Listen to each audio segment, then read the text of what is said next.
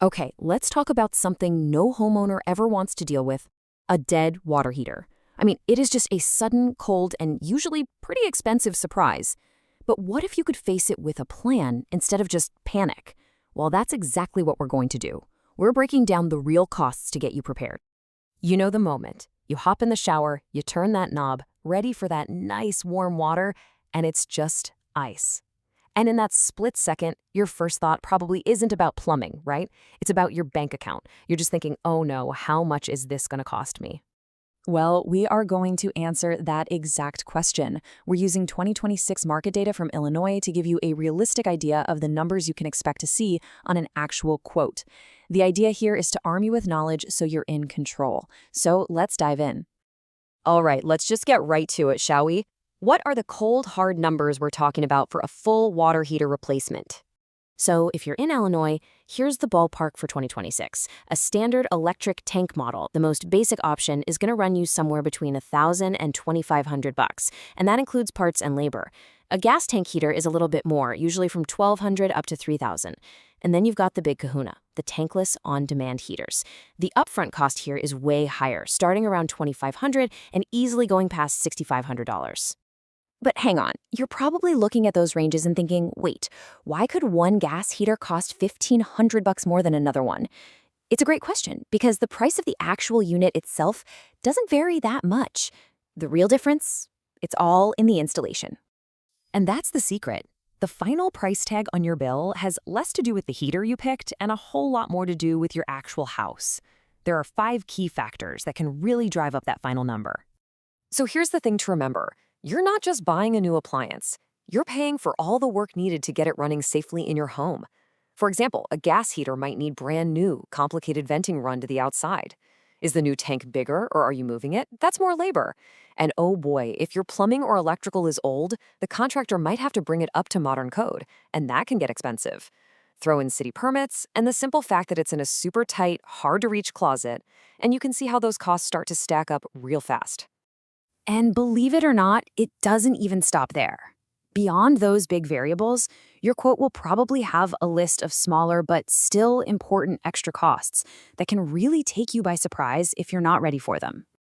Yeah, think of these as the oh by the way costs. Things like new fittings and a leak test for the gas line, a new drain pan underneath for safety, or something called an expansion tank, which is often required by code to protect your home's plumbing.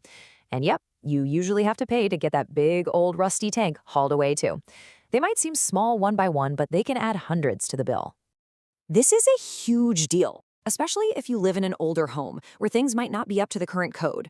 As the source material says, all those little extras can be the difference between a replacement that lands in the middle of that price range and one that shoots right up to the high end. It's so important to know this stuff going in. Okay, so we've talked a lot about the costs. Now for the big question: which heater should you actually get?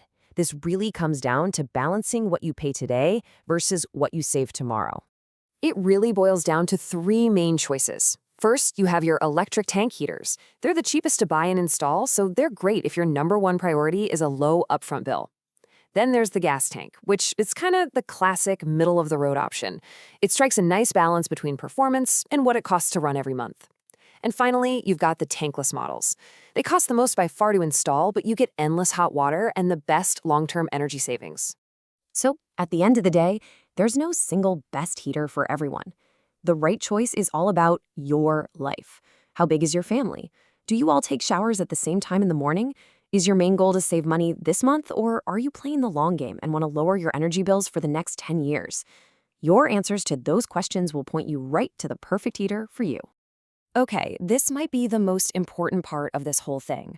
You've got the knowledge now, so how do you turn that into a real, solid quote from a professional that you can actually trust? Listen, if you take away only one thing from all this, let it be this: get it in writing. Always. Never, ever agree to a job based on a guess over the phone. You need a licensed contractor to come out, look at your specific situation, and give you a detailed, itemized quote. It's the only way to protect yourself from surprise charges later. And when you get that piece of paper, here's your checklist. Make sure it names the exact model and size of the heater. It needs to say clearly if the price includes any potential plumbing or electrical upgrades. Ask who's pulling the city permits and who pays for them.